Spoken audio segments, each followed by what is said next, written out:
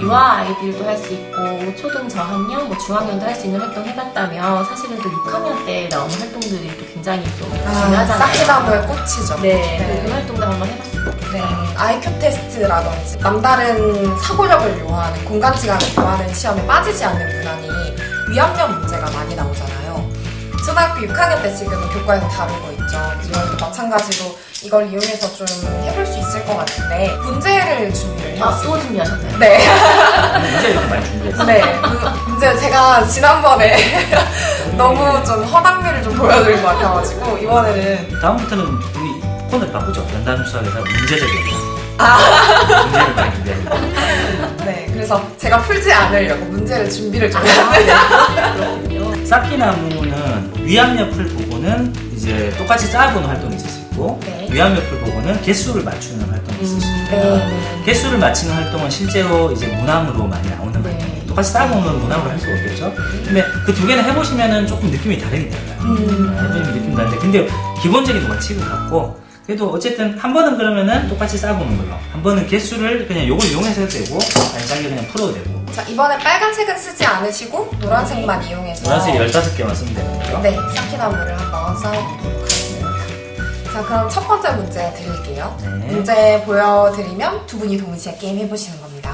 네. 하나, 둘, 셋.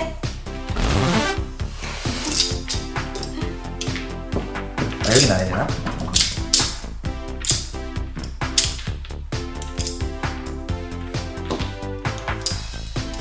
자, 이제부터 스피드 싸움인데. 앞이 아니라 앞을 옆으로 가요. 자, 이원 선생님 다 만드셨고 소장님 아직 헤매고 계시거든요. 그리고 심지어 지금 보드를 뒤집어 두셨어요. 뭐가 앞인 거죠? 자 다시 네. 앞에 이렇게 되니까 뭐가 됐든 여기 한번 3개를 올려보고 확실히 의외로 공간지가 여기만. 두 개를 올려본 다음에 이렇게 했을 때 어떤 일이 벌어집니까? 약간 반대로 됐네? 네. 이렇게 그렇죠. 두 분이 같은 모양이 됐어요. 그리고 아이들과 활동하실 때는 이게 정답인지 아닌지 확인하는 것까지 땀 엄청 많이 났어요. 하셔야 보죠. 막 서먹기 만들 때 그랬어요. 저 잘안 약간 근데 되더라고요. 소장님의 처음 보는 모습. 네, 제가 그래서 이 입체도형 쓰는 거 되게 싫어요. 되게 싫어요. 도형은 다시 흩어주시고. 자, 이번에는 쌓기나무를 쌓아보고 몇 개인지 맞추실 건가요? 아니면 저는 네. 교구가 없어도 문제를 풀 수 있어야 되니까 머리로 맞습니다. 저도 연필 없이요? 네, 연필 없이 연필 없이? 머리로만. 그래? 네, 한번 풀어보겠습니다. 네. 자, 하나, 둘, 셋.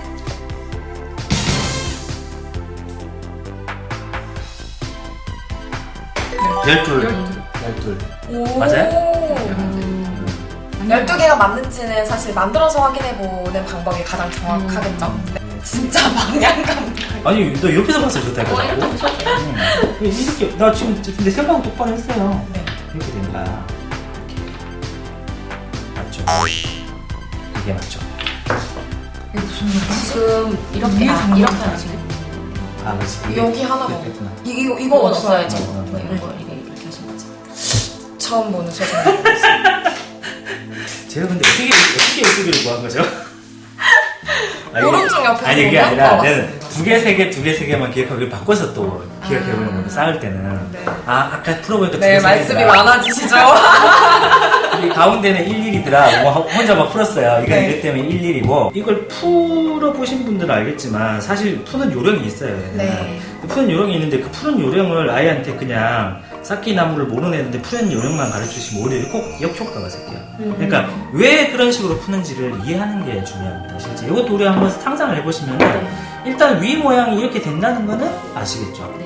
이걸 제가 설명하는 게 참 어처구니가 없네요. 제가 문제를 잘 못 풀어보면 어처구니. 어처구니가 없죠. 자 이렇게 되는 건 알겠어요. 1층. 자 근데 이게 이제 몇 층씩 쌓이는지가 문제잖아요.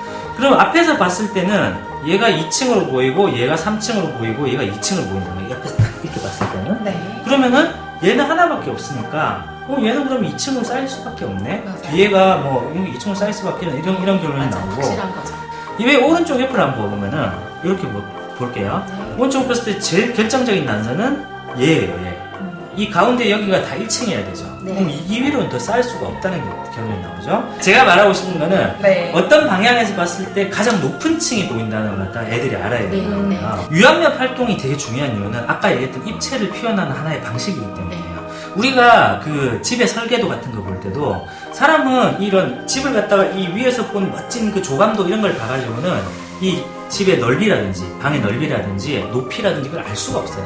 그죠? 우리 멋진 모델하우스 사진 이렇게 위에서 비스듬히 찍은 거 이런 알 수가 없죠. 우리가 원하는 거는 집이 실제로 천장의 높이가 얼마나 되는지, 창문은 어떤 크기인지, 방은 넓이가 어떻게 되는지 알기 위해서는 위에서 보면 앞에서 보면 이런 게 훨씬 유용하기 때문에 아파트라는 그런 공간을 굳이 평면이라는 설계도로 표현한 거예요. 그런 것 중에 가장 기본적인 게 이 위압몇이라는 활동이에요. 네. 자, 어떤 평면, 특히 쌓기나무 같이 딱 어떻게 표현하기 좋은 이런 입체를 갖다가 세 방향에서 온 평면으로 표현을 하니까 하나의 이런 쌓기나무 모양이 결정이 되더라. 이걸 건물이라고 생각해보면 편하겠죠. 아, 우리가 대지가 이만큼이 있는데 여기에다가는 정원을 만들고 싶고 여기에다가는 연못을 만들고 싶고 뭐 이런 식으로 계획을 하게 되는 거예요. 그랬을 때는 이 위압면 모양이 절대적으로 중요하죠. 네. 차 있죠, 차에 대한 재원이라고 하나요? 재원이라고 부르죠, 차는. 그 네. 차를 네. 소개하는 그 네. 팜플렛을 아, 보면 네네. 네. 옆에 뭐 타이어 길이, 네. 뭐 길이들이 쫙쫙 밀리미터 단위로 다 나와요. 네, 그런 것들이 사람들한테 중요한 점입니다. 이런 걸 할 때는 당연히 차의 위압력 모양이 필요한 거예요. 그러면 그런 훈련하는 게 이때인데, 자, 6학년에 이걸 하고 아까 이제 다시 교과로 들어가서 2학년에 아까 그런 표현을 하고 나서 6학년에 느닷없이 이걸 하니까 중간에 어느 정도 쌓기나무에 대한 경험이 없는 애들은 사실 어마어마한 미싱이, 그러니까 이렇게 빠진 공백이 생겨버려요. 네. 그리고 2학년 때 한 아까 그 활동하고 6학년 때 했던 위압력이 사실 별로 관계도 없죠. 네. 그죠? 2학년은 너무 쉬워. 너무 쉽고 네. 표현에 위주로 하고 있다면은 얘는 갑자기 어려워졌어요. 네. 3, 4, 5학년 되는 때도 차근차근히 또 5학년 때 우리가 직육면체 배우잖아요. 네. 직육면체 배울 때 부피에 대한 이야기를 하면서 쌓기나무를 할 수도 있고 네. 차근차근 계속 좀 해줬으면 좋겠어요. 제 생각에는 1년에 한 방학 때 정도만 잠깐 해줘도 네. 그렇게 아주 잊어버리진 않아요. 근데 4년을 잊어버리잖아요. 그럼 달라요. 2학년에 했고 6학년에 했다. 그리고 그 다음에 만약에 자기의 쌓기나무를 본 게 삼성 입사시험이라고 생각해요. 아무런 난 준비를 안 했어요. 물론 그렇게 하고 입사시험 본 사람 없어요. 다 문제 풀고 갑니다. 문제 풀고 가지만 그만큼 이게 사실은 형성되어야 시점은 제가 언제 알죠? 유아 단계예요. 네. 유아 단계에 형성을 시켜야 되는데 그게 안 돼 있는 경우에는 힘든 거예요. 그래서 저는 쌓기나무는 교과 외적으로도 꼭 꾸준히 해줬으면 좋겠다. 그만큼 할 게 많다고 생각해요. 네. 그래서 이제 위압력이 중요하고 위압력을 잘 못 푸는 애들은 보통에 그 미싱 링크가 너무 긴 경우가 많아요. 아니면 어렸을 때 충분히 쌓기나무를 못한 경우, 그 다음에 2학년 때 그냥 그 수준에서만 딱 하고 그 뒤로는 안 해본 경우. 근데 그게 차이가 굉장히 많이 나요. 네. 제가 선생님들이나 엄마들 만나면 늘 소개하는 교구거든요. 교구는 저희 방송 보시는 분들은 필진 교구를 많이 알고 계세요. 교구 큐브를 갖고 계신 분들은 꼭 많이 활용해 주시면 좋을 것 같아요. 저는 오늘 이거 하면서 느낀 게 확실히 예전에도 알고 있었지만 그 공간 감각이 얼마나 개개인별로 차이가 많이 나느냐 네. 그걸 보여준 하나의 예가 이제 저랑 김소연 PD예요. 그때부터 이 사람은 이미 공간 감각은 되게 좋아했고 도형 영역의 교재를 쓰는 건 되게 즐거워했고 즐거워하진 않았나요? 처음에는 즐거워요. 편하게 썼고 여전히 수연산 이거 별로 안 좋아하시죠? 수연산 이런 거 되게 힘들어하세요. 근데 저는 수연산을 되게 좋아해요. 네. 서로의 부족한 부분을 약간 네. 채워주는. 그런 포인트들이 다 있는 게 너무 신기한 것 같아요. 그리고 아까 제가 문제 푸는 거 보셨죠? 막 다시 보기 싫을 것 같아요. 이 문제 푸는 모습, 자신감 없는 모습. 저도 혼자서 네.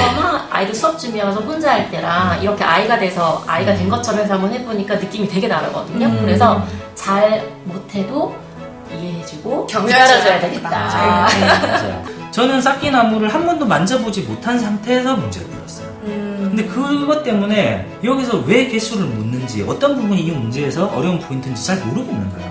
앞만 봐도 이게 숨겨져 있다는 게 어려웠다는 건지 체험이 많다는 게 어렵다는 건지 아니면은 이렇게 보면 몇 개가 되고 이런 게 잘 모르겠는 거예요. 근데 그런 경험들이 되게 중요한데 그 경험이 언제가 중요하냐면 계속 강조드리지만 영유아부터 시작해서 초등 저학년까지가 이 공간 감각을 집중적으로 연마하는 거예요. 중학년까지는 네. 그때 만들어진 공간 감각이 좀 심하게 얘기하면 8가지 간다고 보시면 평생 가는 거죠. 평생 가는 공간 감각. 그리고 그래서, 다 네. 또 나아지지 않는다고 들었어요. 예, 그 뒤부터 이제 요령 만드는 거죠. 네, 그렇죠. 이런 요령은 배울 수 있어요. 하지만 이런 요령이 안 통하는 문제를 만나면 어떻게 되겠어요? 오픈. 계속 강조하지만 영유아가 중요하다. 네. 영유아 때 교구 활동 많이 시켜주시고요. 애들이 그러니까 처음에 강조했던 것처럼 쌓기나무가 그냥 주면 재미없어요. 어떻게 하면 애들이 이걸 갖다가 더 1분이라도 더 가지고 놀게 할 수 있는가 포인트니까 저희가 그런 자료들 중에 이렇게 카페 통해서 공짜로 이렇게 보여드리고 있는 자료도 있으니까 그런 자료 찾아가지고 집에 누구나 있는 쌓기나무를 조금만 더 활용을 잘 하시면은 애들이 나중에 입체 도형 때문에 어려워할 수 있는 포인트를 조금 더 줄여준다고 생각하시면 돼요. 네. 부담 없이 하셨으면 좋겠어요. 네, 알겠습니다. 오늘은 이렇게 입체 도형에서 가장 기본이라고 할 수 있는 쌓기 나무와 그리고 가정에서도 좀 많이 가지고 계신 소막 큐브까지 좀 살펴보았고 활동이나 뭐 어떤 의도로 이런 걸 만드셨는지 그리고 학년별로 어떻게 활용할 수 있는지 이야기를 좀 나눠보는 시간이었던 것 같아요. 네, 수학 연담은 수학을 사랑하는 사람들이 이렇게 모여서 여러 가지 이야기를 해보는 시간이고요. 저희는 또 다음 시간에 뵙겠습니다. 감사합니다. 감사합니다.